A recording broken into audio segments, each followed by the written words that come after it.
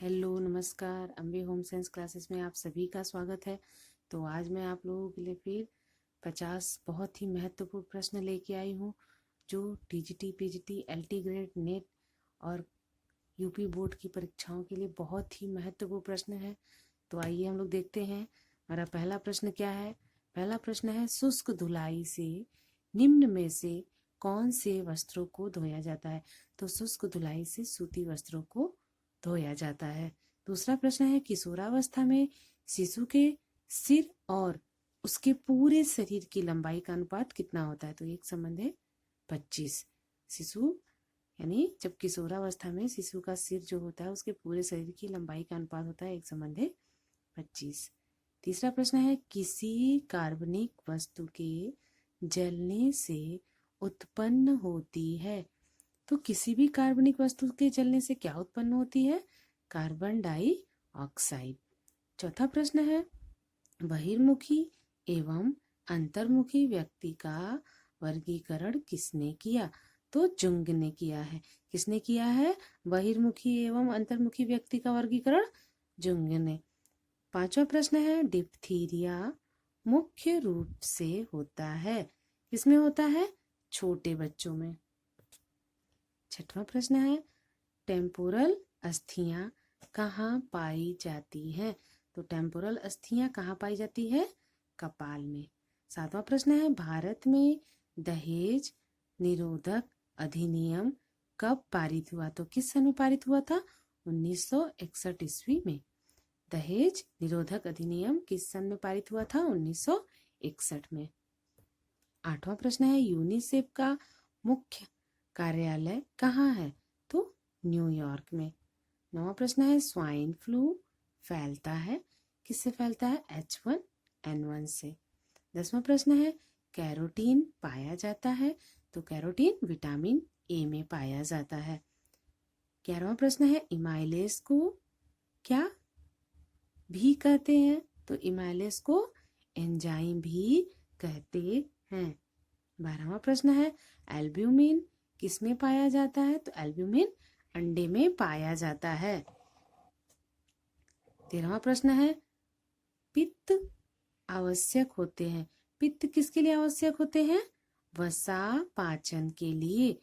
वसा पाचन के लिए पित्त आवश्यक होते हैं। 14 प्रश्न है, SGPT संबंधित है। तो यह किससे संबंधित है? यह लीवर से संबंधित है।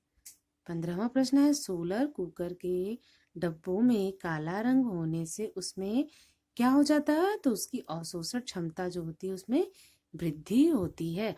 जो सोलर कुकर के डब्बे होते हैं तो उसमें जो काला रंग बना होता है वो अवशोषण क्षमता में वृद्धि करने के लिए बना होता है। 16वां प्रश्न है, क्रेपिंग है। क्रेपिंग क्या है? परिसज्जा। 17वां प्रश्न है, किसी आर्किटेक्ट के द्वारा बनाया गया बिल्डिंग मैप कहलाता है। क्या कहलाता है वो मैप? ज्यामिति डिजाइन कहलाता है। 18वां प्रश्न है, थायराइड ग्रंथि से पायरोक्सिन अधिक स्रावित होने पर क्या हो जाता है? BMR कम हो जाता है। 19वां प्रश्न है, निकोटीन एसिड की कमी से होने वाला रोग।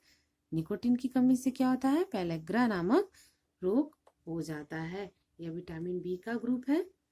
20वां प्रश्न है, अंडे से कीड़ा बनाने तक की अवस्थाओं का कौन सा क्रम सही है। तो सबसे पहले अंडा होता है, फिर लार्वा, प्यूपा और फिर कीड़ा। क्या होता है? अंडा, लार्वा, प्यूपा और फिर कीड़ा। 21वां प्रश्न है, ऑस्टियोपोरोसिस नामक बीमारी निम्न में से किसकी कमी से होता है। तो यह विटामिन डी की कमी से होता है और यह बुजुर्गों में ज्यादा होता है। यानी कि जो वृद्ध लोग होते हैं उनमें ऑस्टियोपोरोसिस नामक बीमारी हो जाती है। 22वां प्रश्न है, आयरन, फॉलिक एसिड व विटामिन की कमी से होता है। तो क्या होता है? एनीमिया। 23वां प्रश्न है, सिरका किसका जलीय विलायक है। तो सिरका एसिटिक अम्ल का जलीय विलायक है। 24वां प्रश्न है, किसके द्वारा शरीर की गति संभव होती है। तो मांसपेशियों के द्वारा हमारी गति जो होती है वो संभव होती है।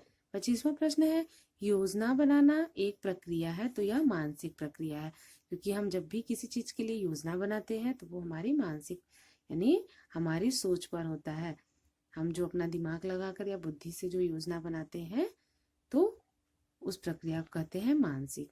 26वां प्रश्न है, रेशम का कीड़ा अपने जीवन चक्र में किस चरण में तंतु पैदा करता है? तो वह पूर्ण कीट। जब वह पूर्ण कीट बन जाता है तब वह क्या होता है, उससे हमें रेशम प्राप्त होता है।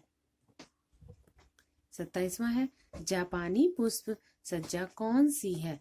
तो इकेबाना जो है वो जापानी पुष्प सज्जा है। 28वां प्रश्न है, निषेचन की क्रिया कहाँ होती है? तो निषेचन की क्रिया अंडवाहिनियों में होती है। 29 प्रश्न है, कशेरु रज्जु में से कितनी जोड़ियां तंत्रिका निकलती हैं? तो 33 जोड़ी। 30वां प्रश्न है, वॉशिंग मशीन कार्य सिद्धांत है तो यह कौन सा कार्य सिद्धांत है? अपकेंद्रण। अपकेंद्रण यानी वॉशिंग मशीन कार्य सिद्धांत जो है वो अपकेंद्रण सिद्धांत है। 31वां प्रश्न है, प्रतिवर्ती क्रियाओं का नियंत्रण केंद्र कहाँ होता है? तो यह तंत्रिका कोशिका में होता है। 32वां प्रश्न है, नेत्रदाता में प्रदाता की आंख के किस भाग का प्रयोग किया जाता है? तो कार्निया। जो कार्निया होता है, जो भी व्यक्ति अपने नेत्र का दान करता है तो उसके आंख का जो कार्निया होता है उसी का प्रयोग किया जाता है। 33वां प्रश्न है, मानव शरीर में उभारों, ढलानों और रेखाओं के अनुकूल आकार देने के लिए पोशाक में प्रयुक्त करते हैं डार्ट। क्या प्रयोग करते हैं? डार्ट। 34 प्रश्न है, प्रबंधन प्रक्रिया में मूल्यांकन कौन सा चरण है? तो जो मूल्यांकन होता है वो द्वितीय चरण है। 35 प्रश्न है, परिधान में कटे हुए किनारों को मोड़ने के लिए प्रयोग करते हैं किसका? ऑरेव पट्टी का। जो परिधान में कटे हुए किनारे होते हैं उसको मोड़ने के लिए ऑरेव पट्टी का प्रयोग करते हैं। 36 प्रश्न है, मानव भ्रूण का हृदय कब स्पंदन करने लगता है? तो यह जब अपने परिवर्ध्य के चतुर्थ सप्ताह में होता है तब वो स्पंदन करने लगता है, यानी जो गर्भस्थ शिशु होता है वो चौथे सप्ताह से स्पंदन प्रक्रिया शुरू कर देता है। 37 प्रश्न है, गृह सज्जा की आंतरिक सज्जा क्या है? तो आंतरिक कला गृह सज्जा की आंतरिक सज्जा है। 38 प्रश्न है, पराग के अनुसार प्राथमिक रंग होते हैं। ये तो आप सब लोग को आता है, लाल, हरा और नीला। ये क्या है? प्राथमिक रंग होते हैं।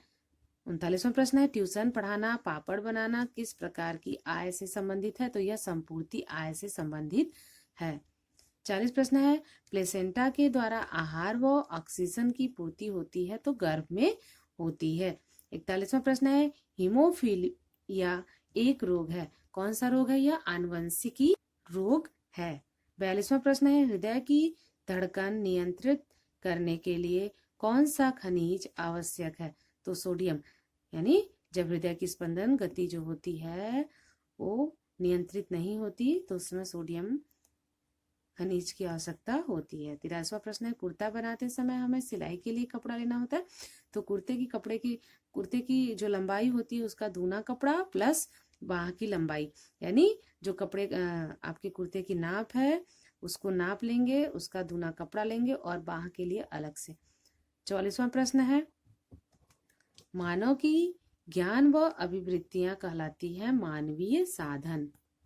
45 प्रश्न है, निर्णय प्रक्रिया का प्रथम सोपान है तो निर्णय की जाने वाली समस्या की व्याख्या को निर्णय प्रक्रिया का प्रथम सोपान कहते हैं।